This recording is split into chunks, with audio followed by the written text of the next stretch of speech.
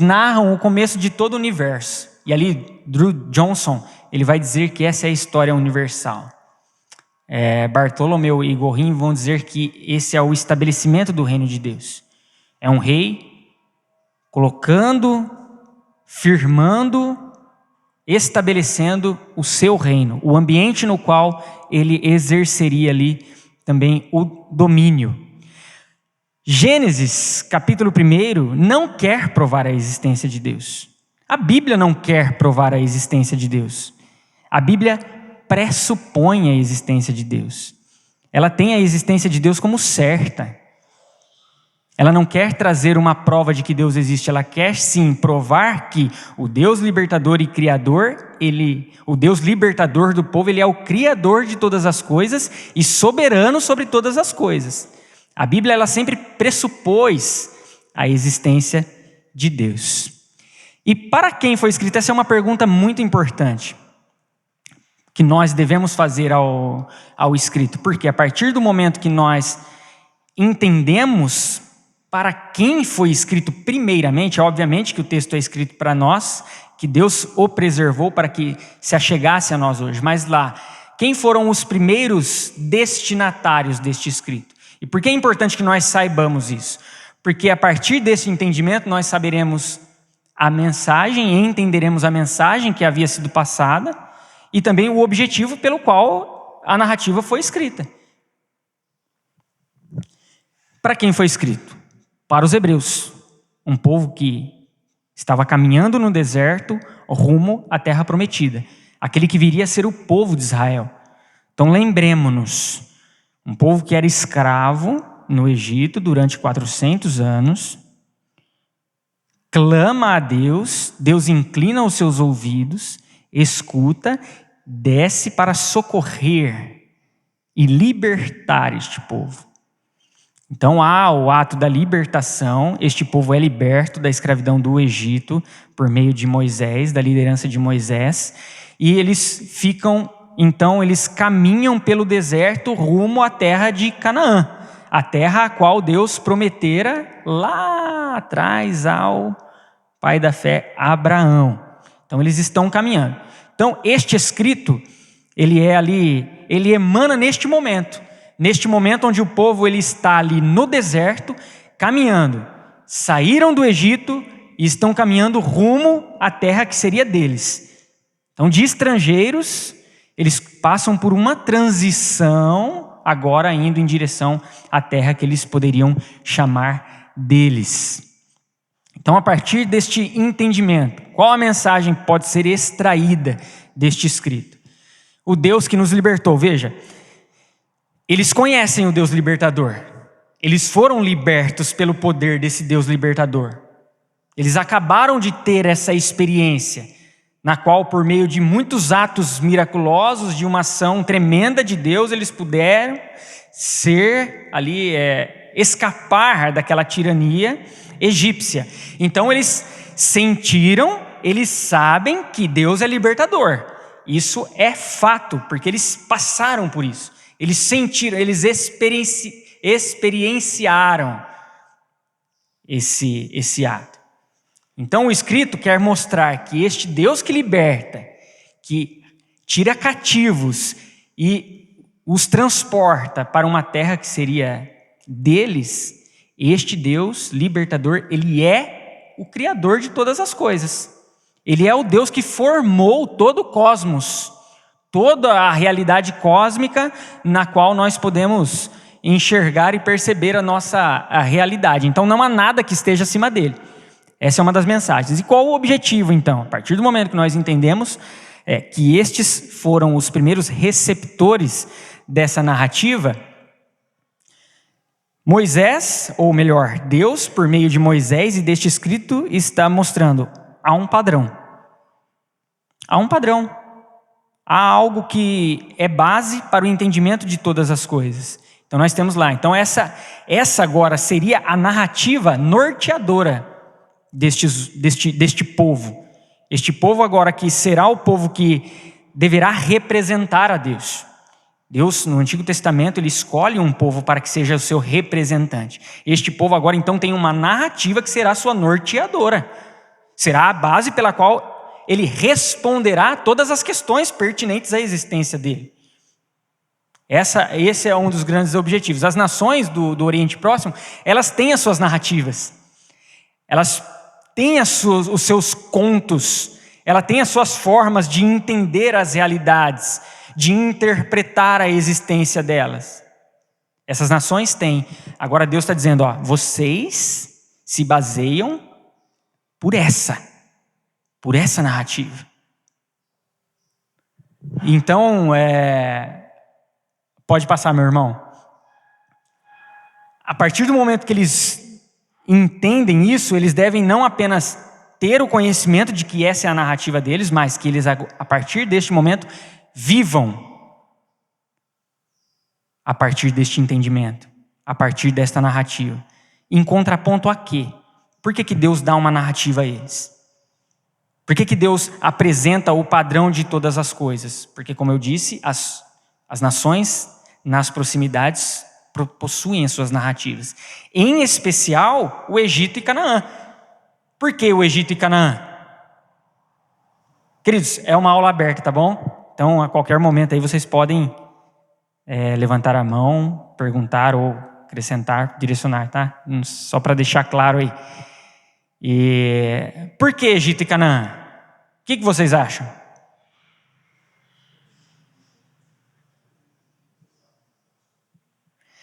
Egito, porque eles eram escravos aonde?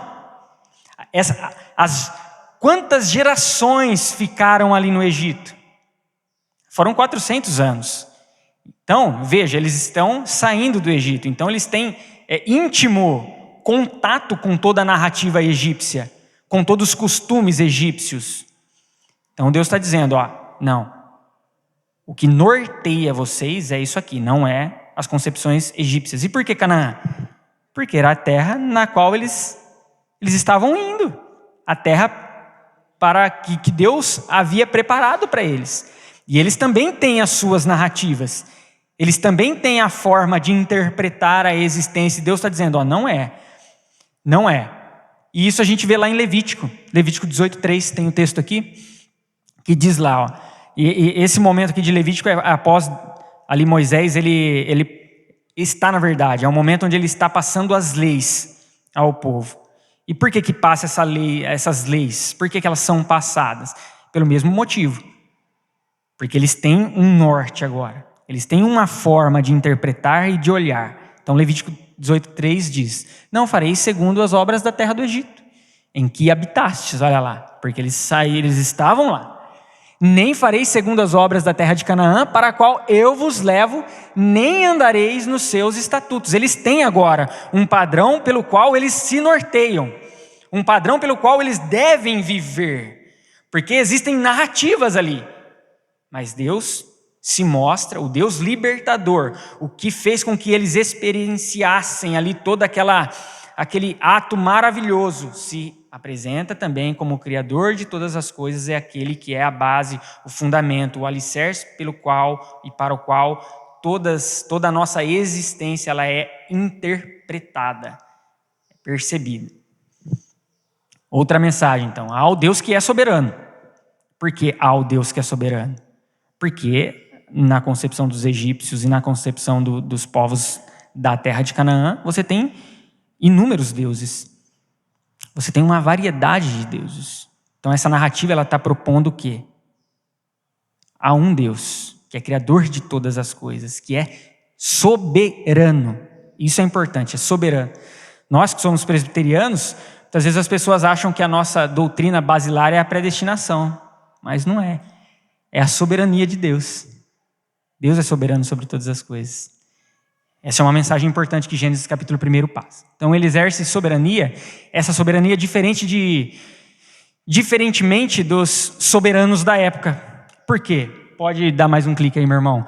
Porque os soberanos da época, eles exercem ali uma soberania por meio da conquista. Então eu conquisto os povos, e aí eu oprimo a eles e com isso eu exerço domínio sobre eles. Mas de que forma Deus exerce soberania sobre aquele povo? Por meio da libertação. Olha que maluquice.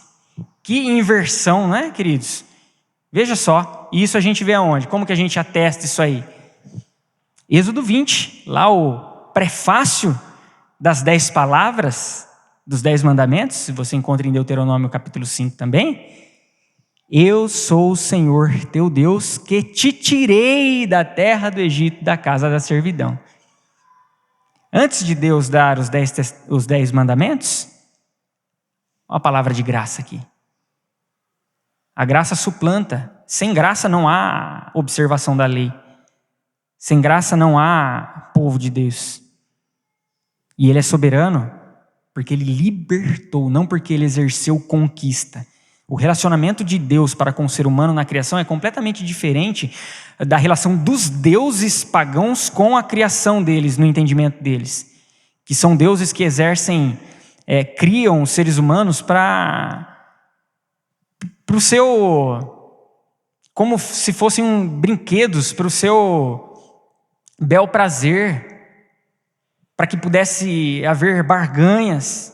Mas quando nós olhamos para Deus criando, Ele cria o ser humano para que pudesse relacionar-se com Ele, para que o ser humano viesse a adorá-lo. Essa é a missão principal pela qual os seres humanos foram criados, para exercer a adoração a Deus, e essa adoração por meio de relacionamento. Outra inversão completamente marcante em contraponto às culturas do Oriente Próximo.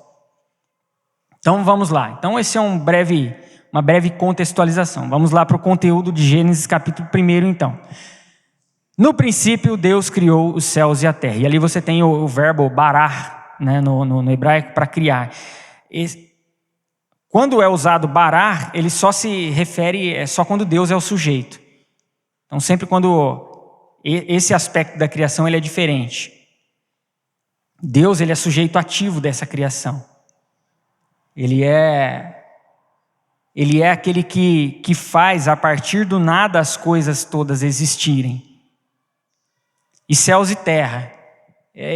Essa expressão ela exerce uma metáfora, uma simbologia que refere-se a todo o cosmos, né? Então céus e terra é a totalidade da criação. Então Deus criou todas as coisas, os céus e a terra, todo o cosmos, todo o universo, não apenas aqui o lugar onde nós estamos, mas todas as coisas que existem, que podem ser observadas e percebidas. Deus realizou a criação de todas essas coisas e mais, e Ele é soberano sobre todas essas coisas. Então, independentemente de pessoas se prostrarem a Ele ou não, Deus continua sendo soberano sobre todas as coisas, porque Ele é criador de todas as coisas. Deus não é soberano apenas sobre aqueles que se prostram diante dEle, ou a sua igreja, o seu povo. Ele é soberano até mesmo sobre aqueles que o negam. Ele é soberano. A pessoa ela está em rebelião, ela fala, eu não tenho meu Deus. Não, Ele existe. Você está rebelde a este rei. Simples assim. Mas Ele é soberano sobre todas as coisas. Volta lá, meu querido, acho que... Aí tem uma frase de Abraham Kuyper, que ele diz, né, com relação a todo o cosmos. Ele diz lá, não há um único centímetro quadrado em todos os domínios de nossa existência sobre os quais Cristo, que é soberano sobre tudo, não clame, é meu. Então é maravilhoso isso. Ele é soberano sobre todas as coisas, queridos, independentemente da pessoa se dobrar a isso ou não. Pode passar, meu irmão. Obrigado. Versículo 2, a terra era. Então, duas características que o autor nos traz sobre como a terra era.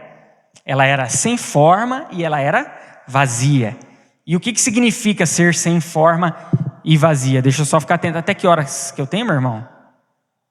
Até o horário? 10h30? Ah, beleza. Sem forma significa algo desajustado, desordenado, desorganizado, em caos. Ou seja, a terra era caos. Era caos. E vazia é no sentido de que não havia vida ali. Então a terra ela era desajustada, desordenada, desorganizada e não havia vida nela. Então, quando nós olhamos para os 3 primeiros dias da criação, nós temos Deus trazendo ordem a algumas coisas. Então, a resposta dos 3 primeiros dias da criação se refere ao sem forma. Então lá nós temos na coluninha, sem forma. E aí Deus então ele começa a trazer ordem a todo aquele caos. Então há a separação. Deus diz, haja luz. Ele separa a luz das trevas. Ele começa a ordenar o ambiente, afirmar e estabelecer o seu reino. Não é, Pedrão? Ah, garoto.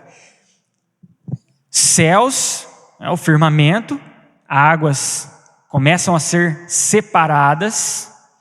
Então veja, ele vai começando a dar ordem. Aquilo que estava desajustado começa a ser ajustado, começa a ser organizado. E no 3º dia ali, os mares, a terra, a relva, as vegetações, as árvores. Então os 3 primeiros dias vêm em resposta ao sem forma, algo desajustado que começa agora a tomar forma. Pode dar mais um clique aí. O 4º, 5º e 6º dia refere-se agora à vida que começará a estar ali neste ambiente preparado. Então veja que tem os luzeiros para dar ali a vivacidade para o dia, a vivacidade para a noite. E aí você tem no 5º dia os seres viventes que estarão ali povoando os céus, povoando mares, rastejando na terra. No 6º dia você tem ainda aspectos dos seres viventes, e agora você tem o grande ápice da criação, que é a criação do ser humano como a imagem e semelhança de Deus. Então, aquilo que estava... Não está dando para enxergar bem, vou ler para os irmãos. Aquilo que estava sem forma, desordenado e desajustado, agora tem forma e organização. Aquilo que estava sem vida, era inabitado, agora tem vida. Esses são os aspectos, e aí obviamente, queridos, como eu disse, é um panorama, tá? Se a gente entrar em cada dia da criação aqui, a gente tem pano para muita manga, tá? Deus disse, essa expressão ocorre 9 vezes. E o que nós percebemos quando essa expressão ocorre? Quando Deus diz, algo acontece, não? Então toda vez que Deus diz, Ele faz. Toda vez que a palavra de Deus ela é exposta, a ação de Deus é percebida. Como nós percebemos ontem em Elias, Deus levanta Elias como voz e como ação dele no meio de uma geração perversa. Toda vez, queridos, que Deus fala, Ele age. Se nós estamos aqui e o nosso intuito é de ouvir a palavra de Deus genuinamente, de coração aberto, certamente Deus estará agindo nesta hora. Enquanto a palavra dele é exposta, Ele está agindo. Toda vez que Deus fala, Ele age. É isso que nós percebemos Isso diferencia de qualquer tipo de outro ser. Porque por mais que nós tenhamos herdado o aspecto criacional por ser imagem e semelhança de Deus, nós somos criativos, seres criativos. Glória a Deus por isso. Artes das mais diversas. Há aqueles que fazem muito mau uso dela, mas ela é genuína, ela é boa, ela é criada por Deus. O homem é ser criativo, só que ele não cria a partir da fala. Quem faz as coisas existir ou existirem a partir da fala é apenas Deus. Deus impõe limites, queridos. Ele impõe limites para que haja ordem. Então ele faz separação, ele coloca a porção seca aqui, a porção molhada aqui, ele diz haja o firmamento aqui, a luz fica aqui, o luzeiro para esse momento, as estrelas aqui durante a noite. Então, limites trazem ordem. Pensemos nos nossos filhos, e ali eu estou agora com o desafio de perceber o meu pequeno crescendo. Há momento em que nós temos de dar limite para que haja ordem, para que não aconteça caos na vidinha deles e nem na vida daqueles que estão ali convivendo com eles. Muitas vezes as pessoas entendem os limites como algo de cercear no sentido mais negativo possível. Limite traz ordem, faz parte do movimento organizacional, orgânico para uma boa fluidez de todas as coisas. Deus faz isso na criação. Ele impõe limites à sua criação para que ela seja ordenada. Ela era antes desajustada, mas agora ela está toda ajustada. Deus dá nome às coisas. Quando nós olhamos essa narrativa, nós vemos que Deus ele vai dando nome às coisas. E isso significa um exercício de soberania sobre essas coisas.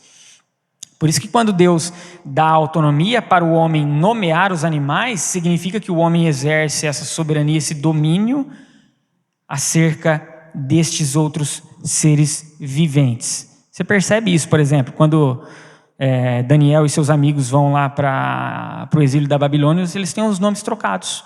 Por quê? Porque a partir daquele momento, aquele rei exercerá domínio sobre eles. E aí é algo maravilhoso. Era tudo muito bom. Então nós temos ali, ao final da criação, nós temos no versículo 4, quando Deus diz, haja luz, e ele faz a separação da luz com as trevas, ele diz, e viu Deus que a luz era boa. A primeira vez que essa expressão está surgindo, e viu Deus que era boa.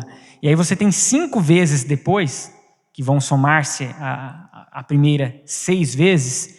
Então no versículo 10, 12, 18, 21 e 25, a mesma expressão, e viu Deus que isso era bom. E aí no versículo 31 você tem o grande ápice ali. Além de ser a 7ª vez, que como disse, o 7 representa um estado de perfeição, de totalidade. Então ele já está repetindo a 7ª vez essa expressão. E agora ele insere ali uma palavra que traz ainda mais peso a ela. Eis que tudo era muito bom. Muito bom, ao final da criação. E o que isso significa? Significa que esta criação é uma criação harmoniosa, equilibrada, sem caos, em perfeito funcionamento. Esse é o padrão. É dessa forma como eles são convidados a enxergar, a perceber a narrativa. A narrativa está dizendo, adorem ao Criador, e não as criaturas ou as coisas criadas. Por quê? Porque o Egito adorava as coisas criadas. Então você tem o Egito... Outra coisa interessante... Por que Deus não diz, não dá um nome aos luzeiros, chama de luzeiro maior e menor, e não sol e lua? Porque o nome se remetia aos deuses do Egito. Então Deus está dizendo, é luzeiro, eu sou o Criador, eles não são grandes assim. Luzeiro maior, luzeiro menor, para contrapor essa realidade. Eles adoravam sol, lua, estrelas, os rios. O rio Nilo era uma entidade divina para os egípcios. E aí eles adoravam os animais, adoravam homens que são misturados a animais, né? Os Anubis, aí você tem várias outras figuras, e não só os egípcios, né? Mas pensando na realidade dos hebreus ali. E eles adoravam os homens, né? Faraó era a figura divina, aquele que detinha o poder divino. E aí você tem Canaã, lembre-se, Egito, terra de onde eles saíram, Canaã, terra para onde eles estão indo. E Canaã, você tinha ali diversas nações, e obviamente, mas os grandes deuses adorados ali, você tem Baal e você tem Azerá, os deuses da fertilidade. Então eles adoravam as coisas, eles faziam estas coisas se tornarem por Deus, e invertendo a ordem, colocando-as acima do Criador. E até os sacrifícios humanos de muitas das nações ocorriam ali em favor de Baal, para que pudesse trazer a fertilidade aos campos, a Azerá, a outros deuses como Moloque, Camus e por aí vai. Então, a narrativa criacional, ela põe fim a isso, porque Deus criou todas as coisas. Então, sol não é Deus, lua não é deusa, Nilo não é Deus. Não, Deus criou todas as coisas.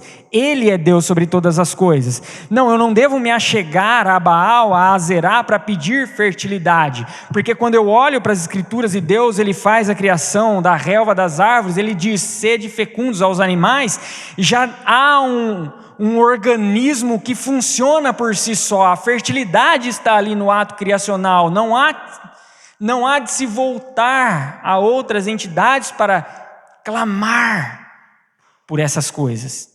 Então a narrativa criacional, ela vem contrapor essas realidades. Beleza, esse foi o grande panorama que eu trouxe para os irmãos. Então,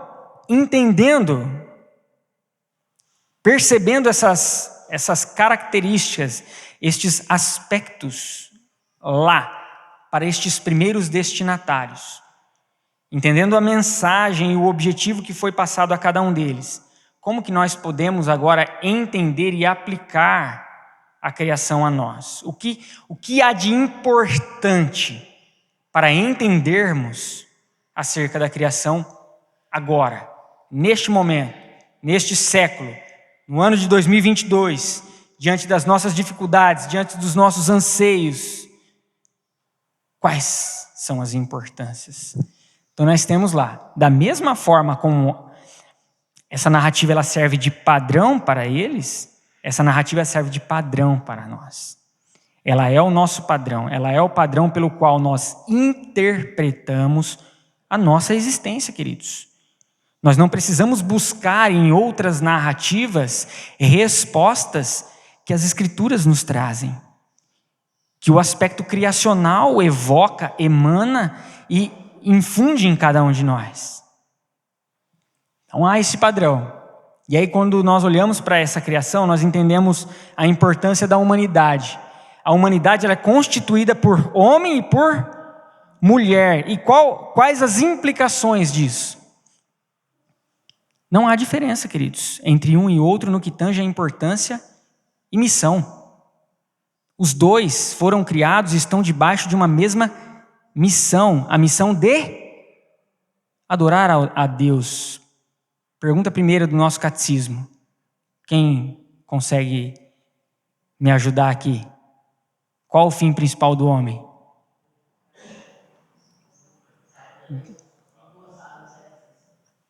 Adorá-lo. Essa é a missão do ser humano, homem e mulher, adorar a Deus. Então, quando nós olhamos para essa narrativa de que não há diferença no sentido de missão e de importância, mas que eles se complementam, que eles se completam, quais narrativas que hoje nós temos que tentam se chocar com essas realidades? A que tenta exaltar a figura do homem e a que tenta exaltar a figura da mulher. Ou o homem como soberano sobre todas as coisas, ou a mulher como soberana sobre todas as coisas. Você tem o machismo de um lado, você tem o feminismo do outro. Quando nós olhamos para o aspecto criacional, ele está dizendo, essas narrativas não respondem às nossas questões. Olha para a criação. Ela responde. Nós não nos baseamos em narrativas do Egito e nem de Canaã, queridos. Nossa narrativa é do Deus libertador. A narrativa criacional. Outro aspecto. Então, o homem e a mulher, o ser humano, nesse conjunto, ele é a formatação pela qual Deus fiou a família. E isso era muito bom. E isso combate as diversas ideologias que tentam suplantar. Ideologias de gênero, as narrativas que tentam obrigar-nos a aceitar a união homoafetiva. Aí veja, eu estou falando... Exatamente, eu estou falando das narrativas. Nós não assumimos essas narrativas como nossa narrativa para interpretar o nosso tempo. O presente século nós interpretamos através do aspecto criacional. Homem e mulher, Deus os formou à sua imagem e semelhança. Eles se tornam uma carne a partir do momento que é homem e mulher. Nós rechaçamos as narrativas. não as pessoas, tá? Nossa luta não é contra carne ou sangue, mas contra principados, potestades e dominadores do mal. As narrativas, as pessoas que defendem essas narrativas, nós amamos-as, todas elas. Abraçamos todas elas. Cuidamos de todas elas, à medida que elas se permitem ser cuidadas. Mas as narrativas, rechaçamos por completo, porque nós temos uma narrativa basilar e fundamental a qual nós interpretamos a nossa história. Outras implicações. Pode dar mais um clique aí, meu irmão. Deus deu a criação para que o homem cuidasse dela e preservasse-a. Nós somos mordomos aqui. E isso entra em contraponto à narrativa do consumismo, de que eu devo usar tudo ao meu bel prazer, e não importa se eu estou destruindo, se eu estou acabando com tudo, mas eu tenho que usar porque eu preciso ser beneficiado com tudo isso, pura e simplesmente. E quando Deus coloca o homem e a mulher no jardim, era para que eles cuidassem de todas aquelas coisas, preservassem a criação, porque a criação é um todo. É um todo. Nós estamos aqui para... Não deveria existir os movimentos de auxílio ao meio ambiente, isso não deveria existir. Existe porque nós falhamos com a nossa missão. Nós devemos ser esses preservadores das coisas que Deus criou. Em contraponto à narrativa do consumismo, não é a narrativa do consumismo que vai delinear a minha caminhada. É a narrativa criacional. Você não é o centro de todas as coisas. E aí vai o que nós estávamos conversando ontem lá no conselho, né? E ali eu coloquei a narrativa do egocentrismo, mas entra a narrativa da autoajuda, do coaching. Isso enquanto teologia coaching, teologia de autoajuda, não funciona, queridos, porque ela inverte a ordem das coisas. Ela coloca o homem como centro de todas as coisas, como finalidade de todas as coisas. E o centro de todas as coisas é Deus. A finalidade de todas as coisas é o nosso Senhor. Então a narrativa criacional mostra que o homem não é centro de todas as coisas. Esse é o padrão pelo qual nós interpretamos, queridos, a nossa existência, a nossa história. Isso combate as narrativas que caminham no sentido de exaltação do ser humano demasiadamente. O ser humano tem a sua importância. Nós vimos, o ser humano é criado à imagem e semelhança de Deus. Nenhum ser foi criado dessa forma. O homem é importante enquanto ser humano, mas ele não é centro de todas as coisas. Deus é a finalidade final e última de todas as coisas. Quinto ponto, eu trouxe 5 aspectos aqui, dentre vários outros que poderíamos enumerar aqui também. Há uma mente inteligente e capaz de criar todas as coisas, um ser que sempre existiu e sempre existirá, Deus. Então isso combate diversas teorias, narrativas da aleatoriedade, que nós somos um surgimento do acaso. Então, quando nós olhamos para a criação, não. Há um ser completamente capaz, inteligente, que sempre existiu, que sempre existirá, que disse e que fez com que todas as coisas pudessem existir. E aí fica uma pergunta para nós. Por que todas essas narrativas contrárias ao padrão que nós temos, seja a narrativa do Egito lá há 6.000 anos atrás, de Canaã há 6.000 anos atrás, 5.000 anos, 4.000 anos atrás, ou sejam as nossas narrativas de agora?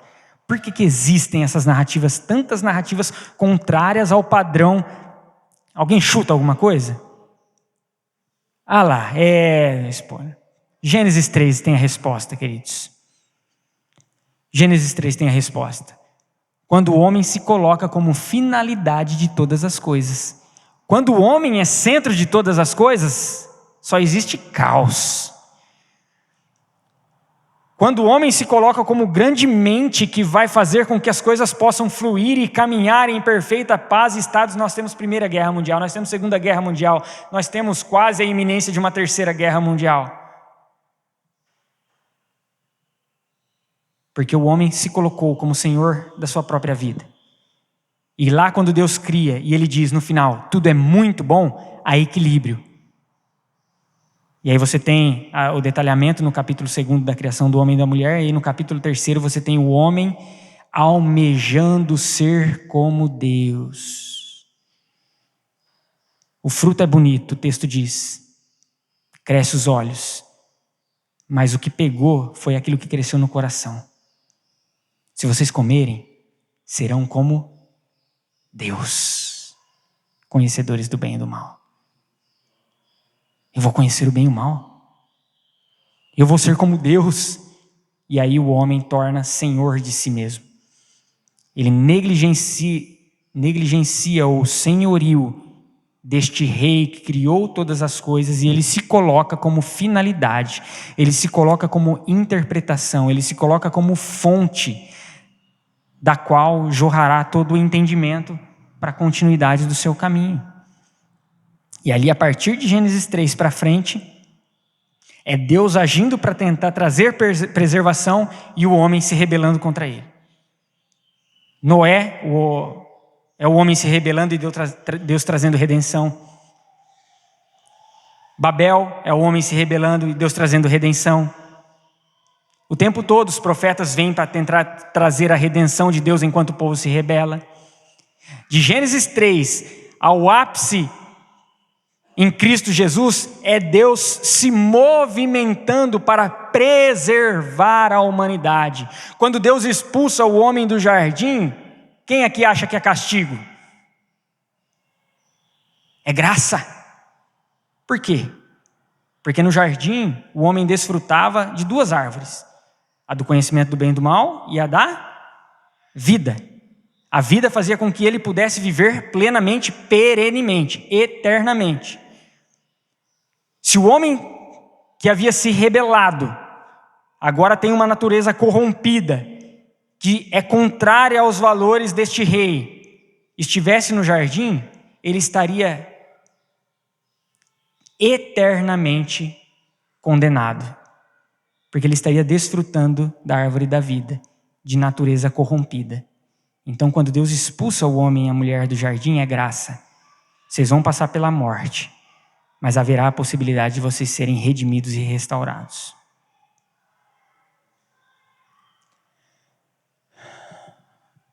Isso trouxe inúmeras consequências. Quando nós olhamos para a narrativa da queda, né, nós chamamos na doutrina bíblica de queda, isso trouxe inúmeras consequências. Então, quando nós olhamos para o caos que muitas vezes existe na nossa realidade, queridos, em que as pessoas culpam a Deus por todas as coisas de mal que existe e ainda colocam em xeque o poder dele. Não, mas se Deus é bom, por que ele não cuida de todas as coisas? Se ele é poderoso, por que ele não impõe a sua mão poderosa e faz com que todas as coisas sejam reestabelecidas prontamente? No final da criação, o que Deus disse? Lembra-se? Versículo 31 do capítulo 1. Tudo era muito bom. Deus criou todas as coisas boas. Quem fez com que isso voltasse a ser desajustado? A responsabilidade é nossa. A responsabilidade é nossa. Se há aspectos de graça, se nós percebemos a graça ao olhar no rosto de um amigo, ao observar uma criança que traz alento a uma família, se existem aspectos da graça, é porque Deus age. Então ele está agindo, ele é gracioso, ele é bom, porque se ele deixasse o ser humano ao seu a sua bel vivência, tudo já estaria destruído, exterminado, por conta do homem querer ser senhor sobre a sua própria história. Se hoje, queridos, nós nos colocarmos como senhores da nossa própria história, vai dar ruim. Vai dar ruim. Agora, se nós entendermos que Deus é o Senhor de todas as coisas e nos submetermos a este reinado amoroso, acolhedor e maravilhoso, as coisas caminham diferente. Mesmo que, ao final da criação, aquilo que era bom Veja, aquilo que era caos, Deus faz com que seja muito bom, o homem faz com que novamente isso seja desajustado. Mas, contudo, entretanto, porém, glória a Deus por isso, em Cristo, Deus faz todas as coisas novas. Em Cristo, uma nova criação emana deste Criador. Pode dar mais um clique, meu irmão. Segundo a Epístola de Coríntios, capítulo 5, versículo 19, diz: a saber, que Deus estava em Cristo reconciliando consigo o mundo, não imputando aos homens as suas transgressões, e nos confiou a palavra da reconciliação. E ali tem a palavra mundo. O que significa? É o cosmos, né? Cosmos. Toda a criação, queridos. Não apenas o ser humano. Toda a criação, toda a realidade cósmica será redimida, porque ela geme, a natureza geme. Assim como uma das maldições que Deus transfere após a rebelião do homem é: maldita é a terra por sua causa. Em Cristo, essa terra que gemia, que clamava, que queria redenção, tem a sua redenção em Cristo Jesus, ainda não plenamente, mas Cristo foi aquele que já venceu a realidade do mal e se colocou como a esperança de toda preservação, de toda restauração, de toda sobrevivência da criação. E haverá um momento em que elas plenamente serão restauradas. É o já e o ainda não. Já começou, mas ainda não plenamente. Mas nós já desfrutamos, graças a Deus, em Cristo Jesus, que nos faz essa nova criação, que fora criada completamente boa, perfeitamente boa. O homem a estragou, mas Deus, em Cristo Jesus, fez nova todas as coisas. Gênesis 1, querido. Um relato para hoje. Uma realidade que é a nossa interpretação básica pela qual nós olhamos para o nosso tempo e nós respondemos as coisas. Essa é a base, esse é o fundamento. Esse é o padrão. Como isso foi extremamente relevante para o povo lá no deserto, motivador em saber que eles tinham um Deus que era soberano sobre todas as coisas, que cuidava deles, que direcionava os seus passos, assim conosco é hoje. Nós temos um padrão e nós sabemos que esse Deus que é libertador, porque nós também, assim como aquele povo experimentou da libertação, nós experimentamos a libertação do cativeiro do pecado, da morte, da destruição, e caminhamos rumo ao reino do Filho do amor, por conta de Cristo Jesus.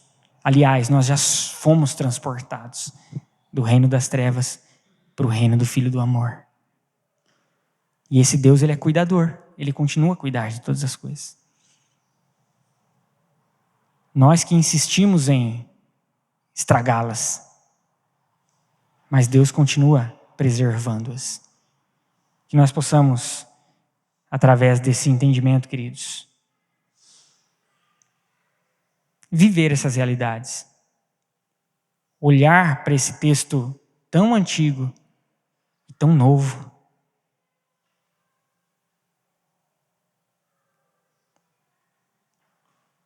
E ver como o Deus que falava e agia é um Deus que fala e age hoje. Da mesma forma, da mesma maneira. Deus criador e libertador. Que Deus abençoe a vida de cada um. E eu gostaria de abrir, queridos, ao momento de questionamento, de alguma ajuda ao conteúdo que eu pudesse ter deixado passar. É um momento para que nós possamos agora trocar ideias aí. Estou aqui à disposição dos queridos. E se eu não souber responder, o nosso irmão Plínio vai responder. Pode ficar tranquilo.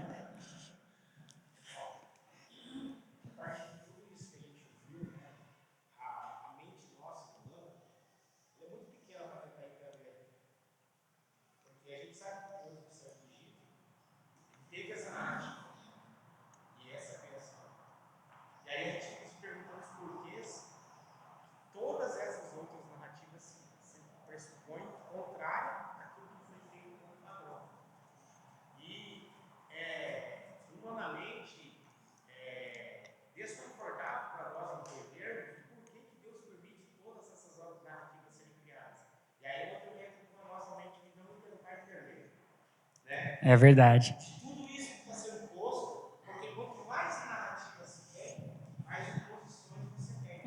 É verdade. Uhum.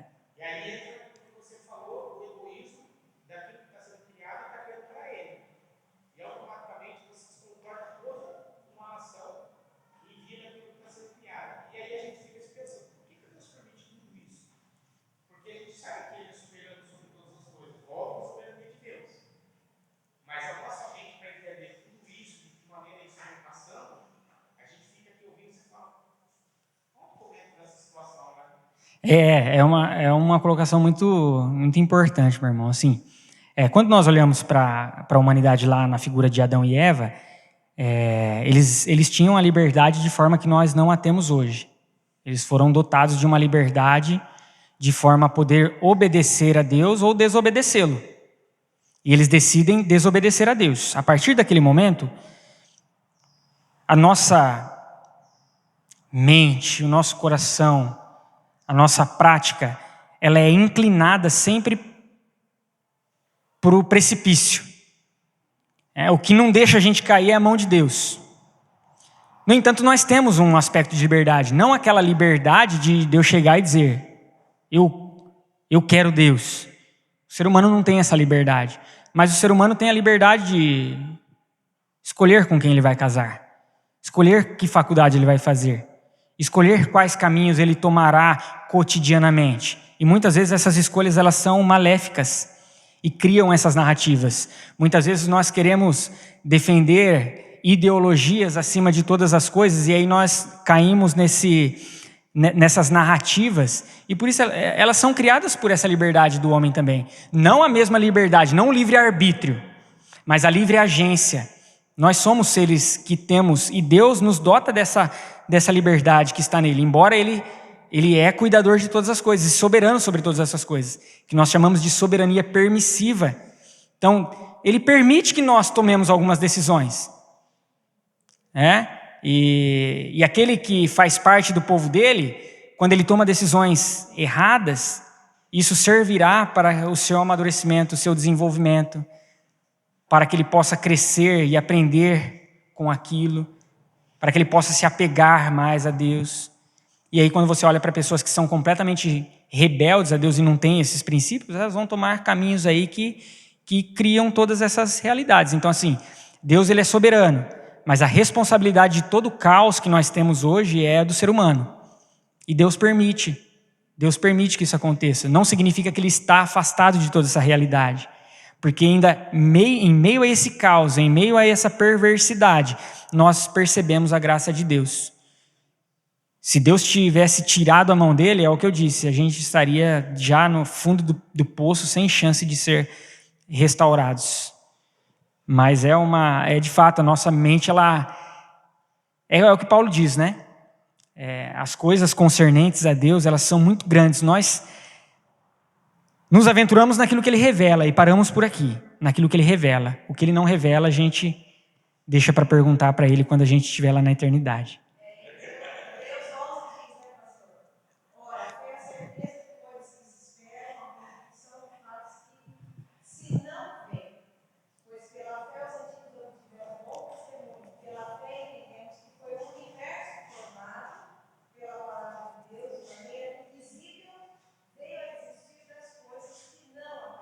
Exatamente.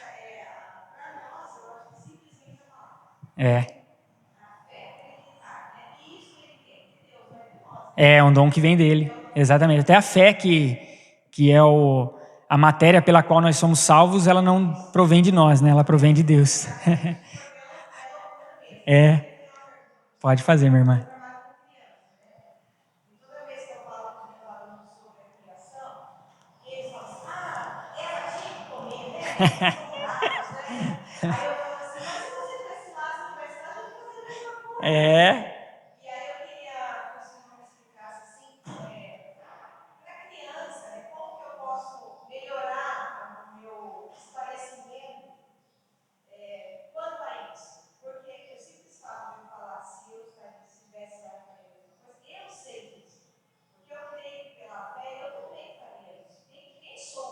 Uhum.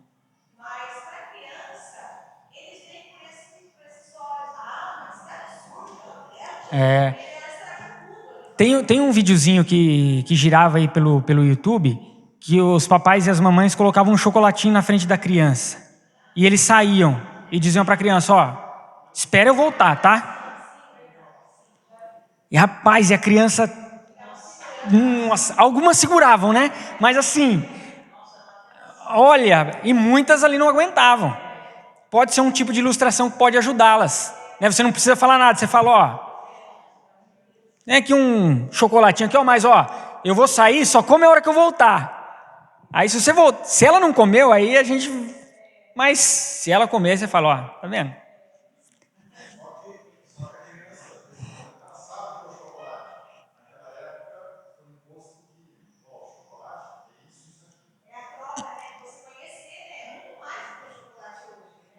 Sim. É que para criança é...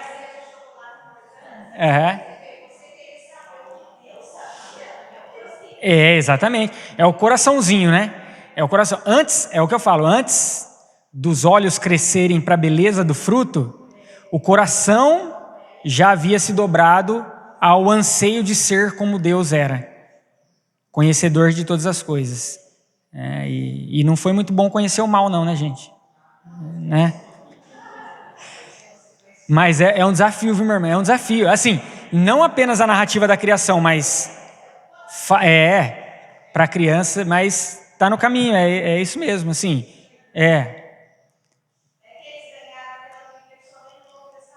Aham.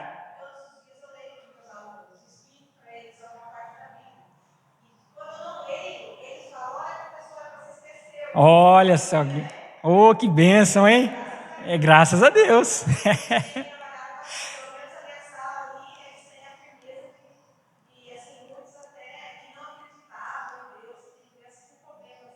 Aham.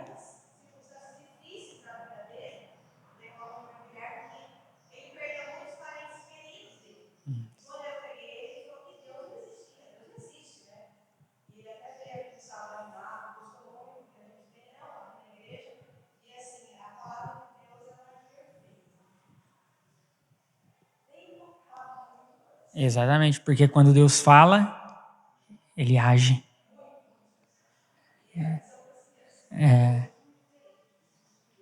Glória a Deus, minha irmã, glória a Deus mesmo.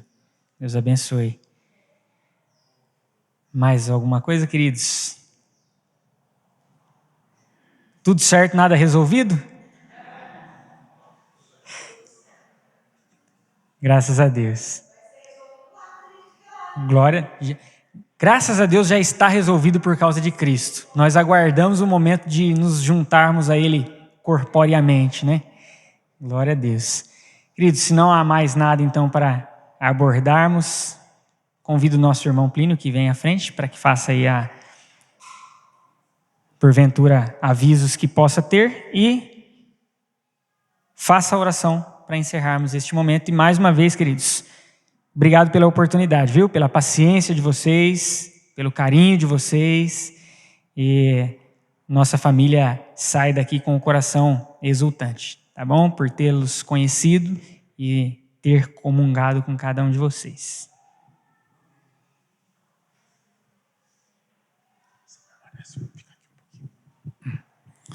Queridos, eu quero agradecer em nome da igreja, particularmente em nome do conselho da igreja, o fato de o Paulo ter aceito o convite nosso para participar como candidato ao pastorado da igreja. Ele bondosamente aceitou, ele trouxe ontem à noite uma mensagem para nós. Quero agradecer pela mensagem que você trouxe hoje também, dizer que você se arriscou bastante com esse tema. Eu fico pensando, toda vez que eu participo de um estudo bíblico que trata da narrativa da criação, que trata do livro de Gênesis, eu fico encantado quando esse estudo é essencialmente bíblico. Eu fico imaginando, se você tem na tua casa, não estou querendo completar o que ele falou, o que ele disse já está fechado, mas se você tem na tua casa uma biblioteca, e Bíblia significa uma coleção de livros, se você tem uma coleção de 66 livros na sua biblioteca, se você permitisse que o diabo viesse aí para retirar um deles, só um deles, e você continuaria com 65 livros. Qual você acha que o diabo ia retirar?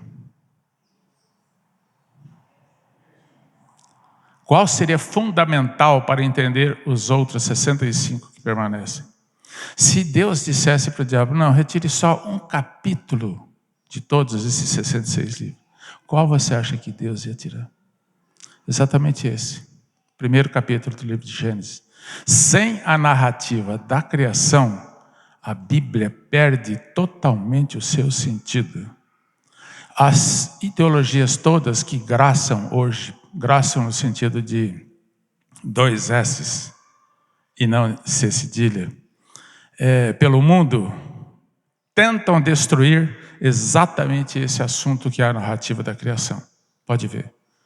Nós vamos partir para o capítulo 2, para o capítulo 3, para o pecado, mas tudo isso é consequência do capítulo 1. Se você permitisse, se Deus permitisse que o diabo retirasse da coleção de livros, que é a Bíblia, um único capítulo, ele tiraria isso aí. E você se arriscou trazendo. Porque esse assunto é um assunto que hoje é atacado. E quem defende o capítulo 1 do livro de Gênesis é ridicularizado. E você corre o risco de estar trabalhando contra todas essas ideologias que andam povoando a nossa mente. Muito obrigado por isso e pelo risco que você correu. Tá? Eu gostaria de convidar os presbíteros aqui presentes, lembrando que o Tom ainda está retornando, que viesse à frente. Senhor Fernando, se o senhor puder vir também, o senhor ainda é presbítero, em disponibilidade, mas é presbítero. Que viessem à frente. O Tom continua ainda à disposição do Supremo Conselho, está retornando da viagem da qual ele participou junto com o nosso pastor, e que o Nilma está em plantão hoje no Saema. Então ele não está conosco. Mas nós agora nos despedimos do Paulo, que é um candidato ao nosso pastorado, mas antes de ser um candidato, ele é pastor. Orem por ele, para que seja aqui ou em outra igreja, que ele tenha campo para poder propagar a palavra de Deus. Eu gostaria nesse momento que o Eliseu orasse por ele, por nós, e que ele leve a nossa bênção, tanto quanto a gente pode. Oremos, irmãos. Santo e eterno Deus, como é bom ouvirmos a Tua palavra, o Teu ensino, porque ela é luz para os nossos caminhos. Te agradecemos, ó Pai, por essa palavra, por este ensino tão importante para as nossas vidas, que é a salvação das nossas almas através de Cristo. Lá, já no início, Senhor, Tu já cuidaste de nós com Teu amor infindável, para que nós tivéssemos vida em abundância, para que tivéssemos vida eterna. Queremos neste instante, ó Pai, como igreja, te agradecer pela vida do Teu servo pastor Paulo. Tu possas continuar abençoando. Sentimos que ele já é um homem abençoado, um pastor abençoado, cheio da Tua palavra, do Teu conhecimento, Senhor. Mas te pedimos que Tu continues a abençoá-lo, a guardá-lo, juntamente com a sua esposa e filhinho, para que ele possa ser e continue esta bênção na vida de outras pessoas que carecem do Teu amor, da Tua glória, da Tua graça, Senhor. Queremos, como igreja, também pedir pelo nosso conselho, pelo nosso atual pastor também, que está na sua transição de pastorado, mas queremos te pedir de forma especial pela Tua igreja, esta igreja presbiteriana de Arara, Senhor. Queremos estar dentro do centro da Tua vontade. E queremos que Tu mesmo, ó Pai, possa estar indicando e escolhendo aquele que há de ser o anjo desta igreja por um período que Tu mesmo sabes, ó Pai. Então te pedimos nesta manhã, Senhor, a Tua bênção sobre a vida do pastor Paulo, sobre este conselho, sobre esta igreja, Senhor. Porque sabemos que todas as coisas cooperam para o bem daqueles que Te amam, que Te temem, Senhor. Fica conosco, dá-nos a Tua bênção nesse dia ainda. Em nome de Jesus, amém.